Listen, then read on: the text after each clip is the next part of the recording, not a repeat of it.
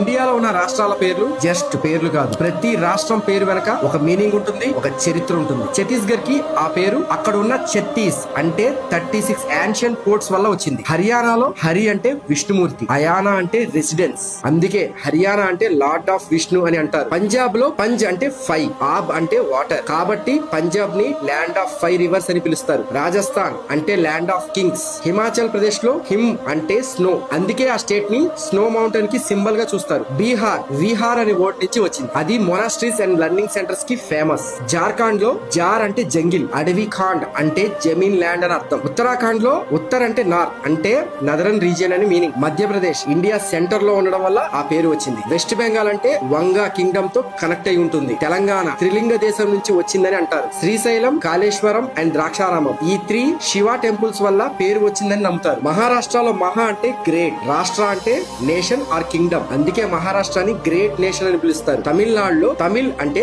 Tamil language, నాడు అంటే land, meaning land of Tamils. కర్ణాటకలో కారు అంటే నల్లని బొగ్గు, ఎందుకంటే కర్ణాటకలో కేజీఎఫ్ అనే కోల్డ్ ఫీల్డ్ కూడా ఉంది. గుజరాత్ గుర్జార్ అనే ట్రైబ్ పేరు నుంచి వచ్చింది. కేరళ కేరా అంటే coconut tree. Assam Ahom dynasty నుంచి వచ్చింది. మేఘాలయ మేఘ అంటే క్లౌడ్స్, ఆలయ అంటే home. Odisha ancient Odra tribe పేరు నుంచి వచ్చింది. ఆంధ్రప్రదేశ్ ఏన్షియన్ ఆంధ్ర ట్రైబ్ పేరు నుంచి వచ్చింది. మహాభారతంలో కూడా ఆంధ్రాస్ అనే ట్రైబ్ పేరు గురించి మెన్షన్ చేసింది. మన స్టేట్ నేమ్స్ జస్ట్ నేమ్స్ కాదు, thousands of years history carry చేస్తున్నాయి.